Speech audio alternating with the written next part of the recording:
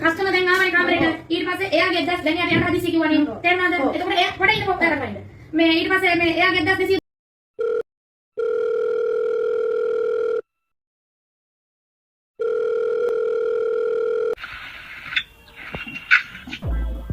कौन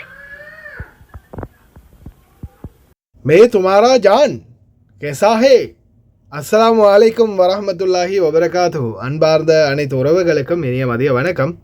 மீண்டும் ஒரு முக்கியமான தகவல், அவேர்னஸான சில பதிவுகள் இருக்குது. அதே மாதிரி இந்த டிக்டாக்கில் நீங்கள் போடுற ஆட்டத்தால் உங்கள் குழந்தைகள் எந்த அளவுக்கு மாற்றம் அடையுது தெரியுமா? பாருங்கள், எல்லாத்துக்குமே ஆதாரம் இருக்குது. வீடியோவை கடைசி வரைக்கும் பாருங்கள். தெரியாத நண்பர்களுக்கும் மறக்காமல் ஷேர் பண்ணுங்கள். வீடியோ பிடிச்சிருந்தால் ஒரு லைக் பண்ணுங்கள், சப்ஸ்கிரைப் பண்ணுங்கள். இன்றைக்கி நிறைய இளைஞர்கள் தன்னுடைய உழைப்பை இழந்து தன்னுடைய காலத்தை இழந்து கஷ்டப்பட்டுக்கிட்டு இருக்கிறாங்க, போலியான காதலையும் போலியான நபர்களையும் நம்பி. நேற்றைய தினம் கூட ஒரு வீடியோ போட்டிருப்போம், ஒரு சகோதரர் உயிரை மாய்த்த சம்பவம். இப்போ இந்த வீடியோ இது பார்த்திங்கன்னா எனக்கு ட்விட்டரில் கிடச்ச வீடியோ. இது அவருடைய மனைவியை ப்ராங்க் பண்ணுறதுக்காக அவருடைய மனைவிக்கு வீடியோ கால் பண்ணிவிட்டு ஒரு பெண் அந்த ஃபோனை ஆன்சர் பண்ணி அந்த ஃபோனில் ஒரு பெண் இருக்கிற மாதிரி அவர் ஒரு க்ரியேட் பண்ணி லேப்பை வச்சு வீடியோ கால் ஒன்று எடுத்துருக்கிறாரு. அதில் அவங்களுடைய மனைவி ஆன்சர் பண்ணுறாங்க. அந்த வீடியோ தான் நீங்கள் இதுக்கு முன்னாடி நீங்கள் பார்த்துருப்பீங்க ஃபஸ்ட்டுக்கு வரும்போது. அதுக்கப்புறமா கோன் அப்படின்னு கேட்குறாங்க, நீ எதுக்கு என் புருஷனோட ஃபோனை வச்சுருக்க அப்படின்னு நான் திட்டும்போது அவர் திருப்பி முன் கேமரா போட்டு நான் சும்மா உன்னை ப்ராங்க் பண்ணேன் அப்படின்னு சொல்லிட்டாரு. சரி, ஓகே.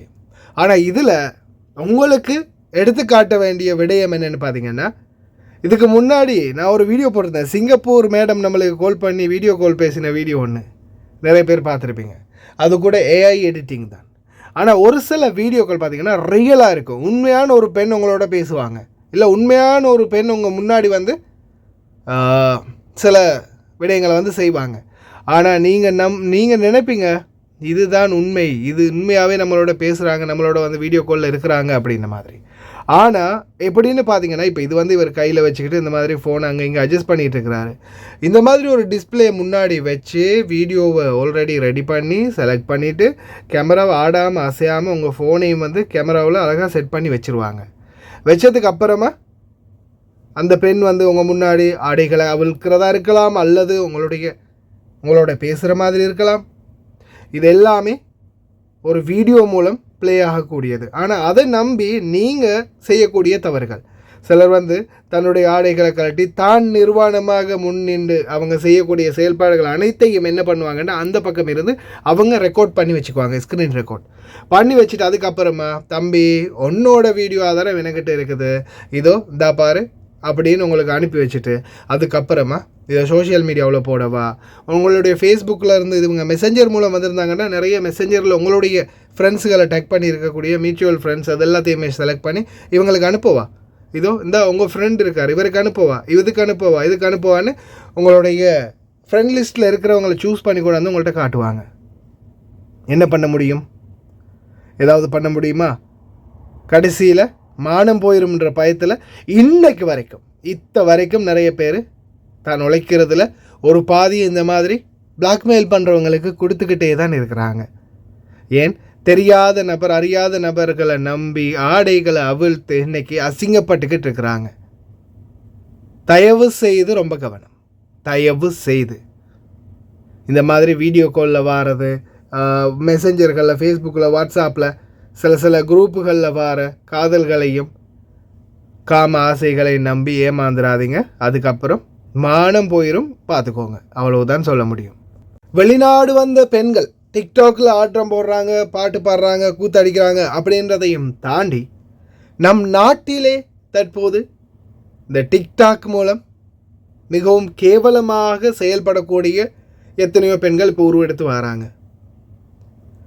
பாருங்கள், அந்த பக்கம் கட்டிலில் ஒரு குழந்தை தூங்குது, அவங்களுடைய குழந்தையாக இருக்கலாம், குழந்தை தூங்குது. இந்த பக்கம் மேடம் சிகரெட், அதுவும் சிகரெட் பிடிச்சிக்கிட்டே டிக்டாக்கில் பாட்டு போட்டிருக்காங்க. அரைக்குறை ஆடைகளோட கட்டப்பாவோடையும் கொட்டை டிஷர்ட்டோடையும் குட்டை டிஷர்ட்டோடையும் குட்டைப்பாவோடையும் டான்ஸும் பாட்டும் வயல தம்மையும் வச்சுக்கிட்டு இந்த மாதிரியான பழக்க வழக்கங்கள் கடைசியில் அவங்களுடைய குழந்தைகளை கூட மிகவும் மோசமான ரீதியில் மாற்றுது. பாருங்கள், பாடசாலை பிரின்சிபல்ட்டுக்கு ஒரு மாணவன் எப்படி பேசுகிறாங்க.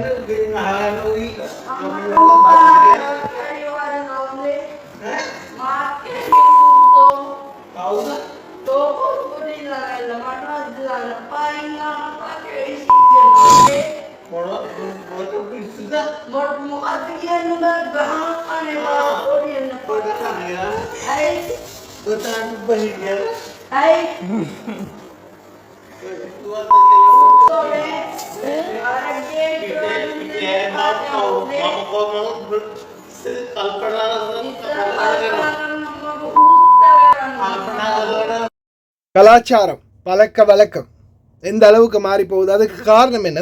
சாதாரணமாக ஒரு குழந்தை அது பருவமடைந்து அது வயது வந்து அது திருமணமாகி அது போகிற வரைக்கும் தாய் தந்தை சுற்றுச்சூழல் இருக்கக்கூடிய இடம் பழகக்கூடிய பழக்கம் பழகக்கூடிய நண்பர்கள் எல்லாமே சேர்ந்து தான் அவங்களுடைய குணங்களை மாற்றும்.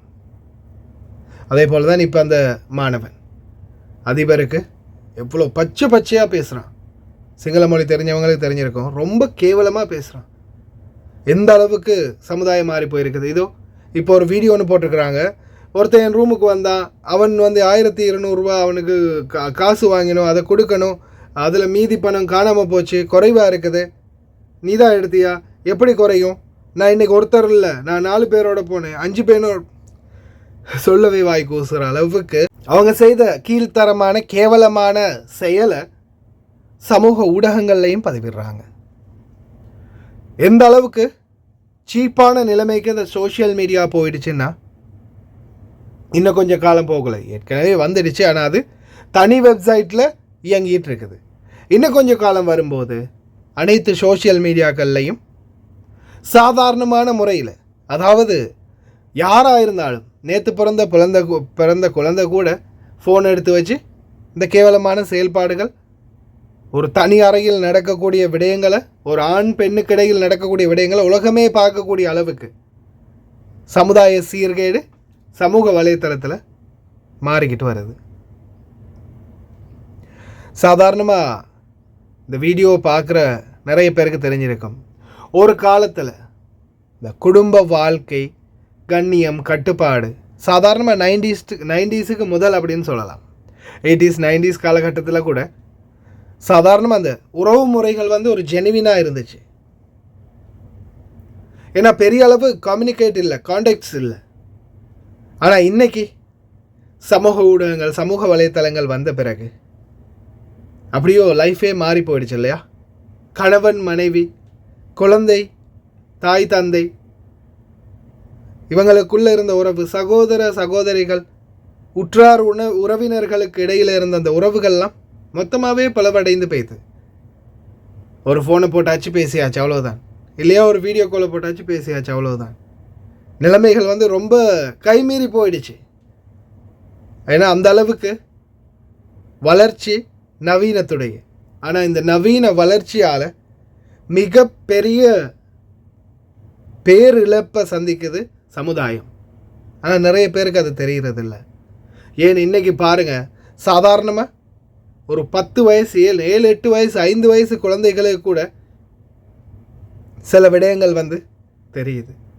அதே போல் இன்றைக்கி சின்ன சின்ன குழந்தைகளை கூட கற்பழிக்கக்கூடிய நிலைமைக்கு சமுதாயம் உருவாகி இருக்குது. ஏன் சில சீர்கேடுகளால், சிலர் செய்யக்கூடிய தவறுகள், சிலர் போடக்கூடிய வீடியோ, சிலர் செய்கிற செயல்பாடுகளால் மொத்த சமுதாயமுமே தலைகீழாக மாறி இருக்குது. நேற்றைய தினம் கூட நான் ஒரு வீடியோ போட்டிருப்பேன். கத்திரகம்ம போயிட்டு வந்த இளைஞர்கள் 2 பேர் ஒரு சிறுமியை வந்து கடைக்கு போயிட்டு இருந்த சிறுமியை பாலியல் துஷ்பிரயோகம் பண்ணுறதுக்கு முயற்சி செஞ்சுருக்கிறாங்க. அதே மாதிரி இன்றைக்கி வெளிநாட்டில் வாழ்கிற எல்லா தாய் தந்தையர்களுடைய வீட்டிலையுமே ஒரு டச் ஃபோன் இருக்குது, ஒரு ஆண்ட்ராய்டு ஃபோன், ஆப்பிள் ஃபோன் இருக்குது. எல்லா சமூக வலைத்தளங்களும் எல்லா விதமான சோஷியல் ஆக்டிவிட்டீஸும் அதில் இருக்கும். நல்லது வரும், கெட்டது வரும். இப்போ நீங்கள் இந்த டிக்டாக் எடுத்துக்கொள்ளலாம், ஃபேஸ்புக் எடுத்துக்கொள்ளலாம். ஏன் நாங்கள் எத்தனை வீடியோக்கள் ஃபேஸ்புக் டிக்டாக் மூலம் கொண்டு வந்து காட்டுறோம். அப்போ இது எல்லாமே அவங்களும் பார்ப்பாங்க தானே. இந்த மாதிரியான சில விடயங்களால் தான் நம்மளுடைய குழந்தைகள் முதல் கொண்டு பருவமடைகிறதுக்கு முன்னாடியே பல கெட்ட செயல்பாடுகள் மற்றும் சில விடயங்களில் சம்மந்தப்படுறாங்க. அதால் வெளிநாடுகளில் வாழக்கூடிய தாய் தந்தையர்கள் குழந்தைகளுடைய ஃபோனை அடிக்கடி வாட்ஸ்அப்பில் டைரெக்டாக லிங்க் பண்ணி டிஸ்பிளேயை காட்ட சொல்லி பேச முடியும். நான் ஆல்ரெடியே வீடியோ போட்டிருக்கிறேன். அப்படி சரி கொஞ்சம் ஃபோனெல்லாம் செக் பண்ணுங்கள். கவனமாக பார்த்துக்கோங்க உங்களுடைய குழந்தைகளை.